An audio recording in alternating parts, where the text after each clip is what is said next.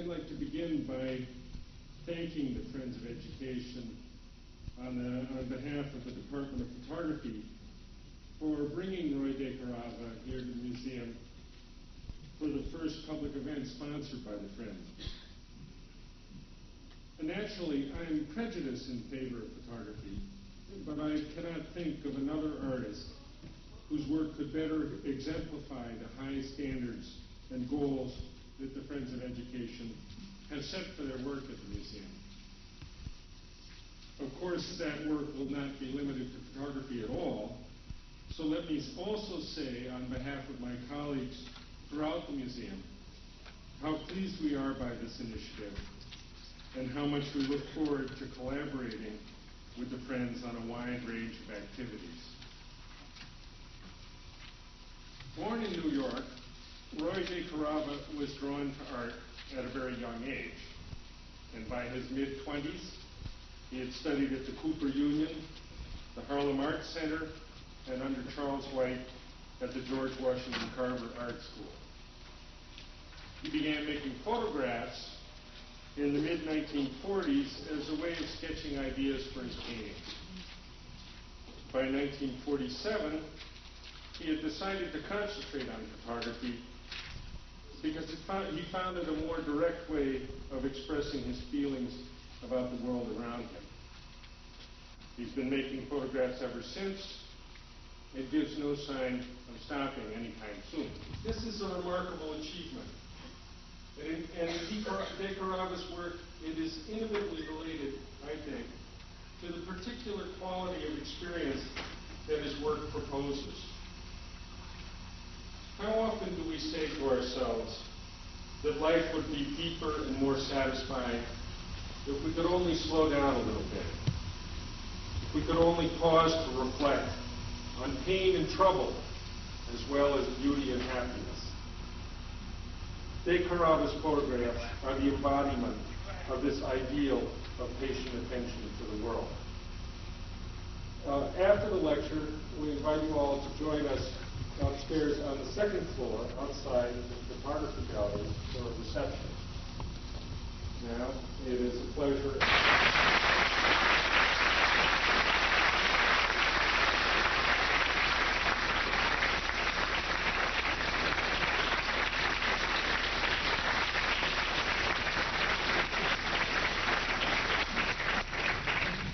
Thank you very much. Since Peter was able to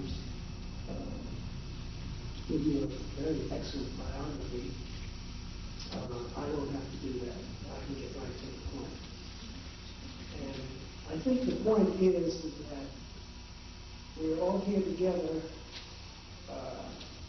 Number one, I think that's nice. I'm very honored to be here, and I don't know if you can call it a lecture because the word scares me. I'd like to just think that I'm talking and you're listening. And maybe a little later on after we're through with showing the slides, we can sort of talk directly to each other while you're asking questions and you're answering. And maybe other ways. And in a way, you have to justify it. At least I felt that I had to justify my reasons for being here and doing what I do. Because when you can't be unconscious about what's happening in the world. I mean, there's so many things happening in the world. There are so many needs that make themselves evident. And there are so many crises that everybody should pitch in. So you want to know, well, how can I stand back and just make images? Of what value does that have? And in as much as that's what I do best, I have to find an answer to that. And so I've constructed quite a scenario on why it's important to make images. And it's self-serving, but I also think it's honest. So I would say that one of the things that people do, one of the most important things that people do is that they communicate with each other. And it can't be any other way. There's no way that a society which begins with two people can exist unless they communicate with each other. And if you will, one of the ways that human beings communicate is through signs, through language, through their beliefs, and through images.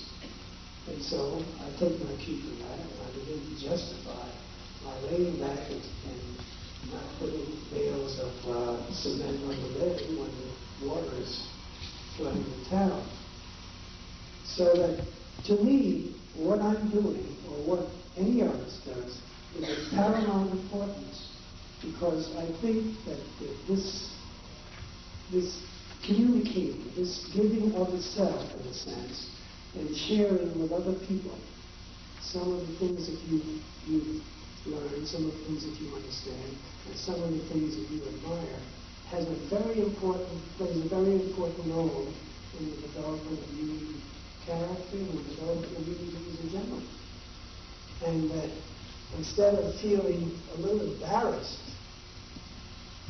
when somebody asks what you do, and you kind of hold that, well, I'm an artist, I make pictures and they look at you, oh, really?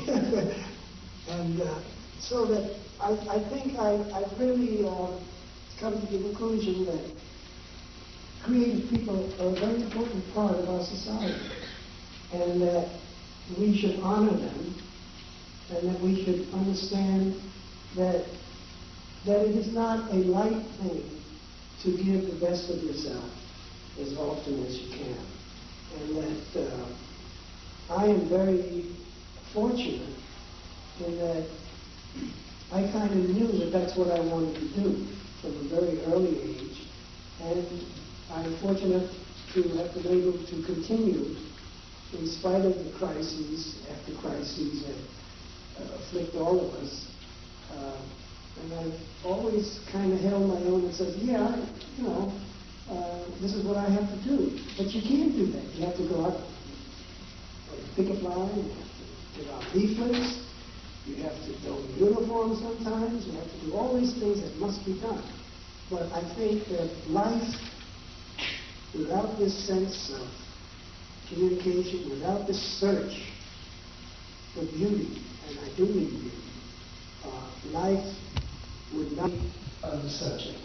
In other words, a photograph, to make a photograph, you have to have an object.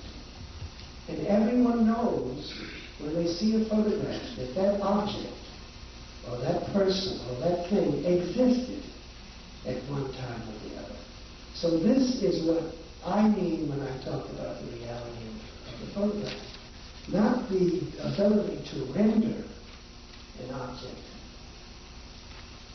but the ability to remind us that this thing existed, or maybe still does. So that when we see a picture of another human being, a photograph, we know that this was not the figment of somebody's imagination.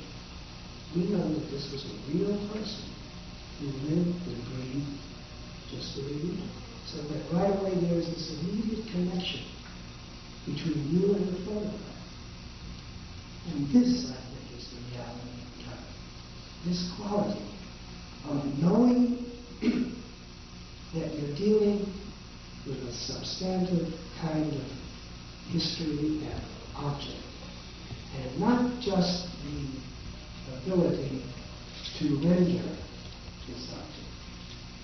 And I think this is one of the attractions that we have about photography. Aside from its technical virtuosity in terms of the tonal scale and what the way you can manipulate it into all kinds of things. Also, I think there is another aspect to that, and that is the reality of time. When we think of time, we think of a clock. But in essence, time is merely experience, going. And what the camera does is, if you will, it slices time. It gives you a slice, and which is a blessing, and it's also a curse, because sometimes it is difficult to differentiate when a slice is a slice or when it's more than a slice. And this is where one's taste, where one's belief, where one's feelings and knowledge come into play. What makes this slice different from the next slice that you're going to press to show? What makes the difference? And that's where your mind and your intellect comes into play, and your feelings. So that there is this sense of time that's involved with photography that is very important to respect and understand. That when you take a slice, it is not necessarily the thing. There's always a slice of, and not even of the thing itself. It is a representation of. We think of a photograph, and we look at a photograph of an apple, and we say, there's an apple. That's not an apple. It's a representation of an apple. And there's a big difference between 2 dimensions and 3 dimensions, and aroma, and texture. So, again, what we're talking about is a representation of life and a representation of time.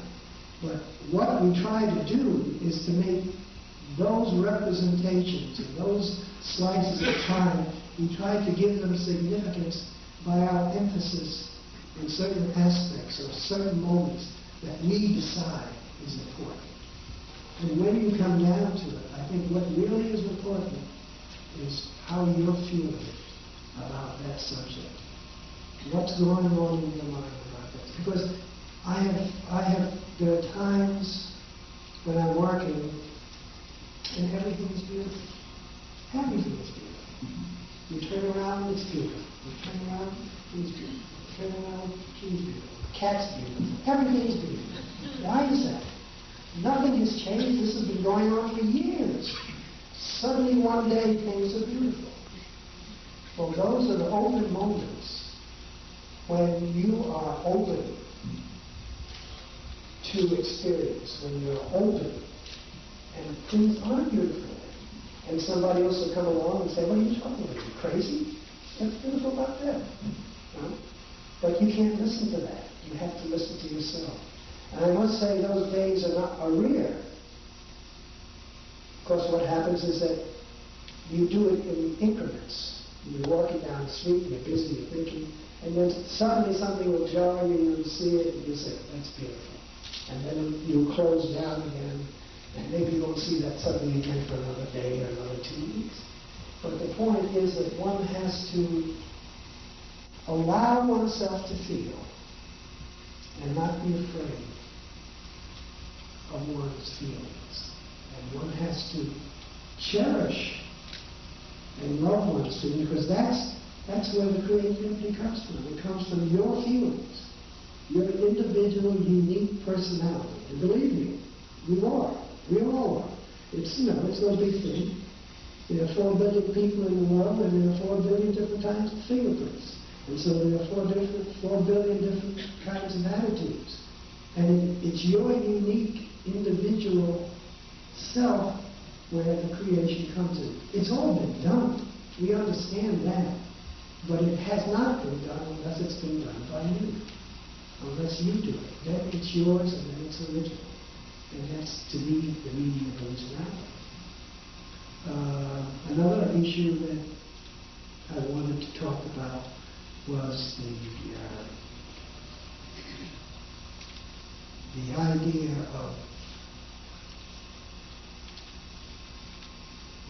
well, I'll get back to it. I thought about this speech for I think I was informed that I was going to speak about 3 months ago. And I believe me, at least once a day I was thinking about what am I going to say. And, so you'll have to forgive me. I didn't write a speech because I can't write speeches. They're awful. And I really depend on your looking at the images to really understand what I'm talking about. But at any rate, there are lots of things in photography that I felt were important for me to address to you, because I don't know if you've ever heard these things before, or if you've thought about them. And if you have, and then I think of the countless universes that logic tells us is out there. And then I think of us being here at this moment, which is less than a quark. And it's fascinating to see and to understand this entire process of which we are part of. And in a way, being an artist brings you in closer touch with that, because in a way, as an artist, you have to examine these ideas. You have to examine the idea of our logic as a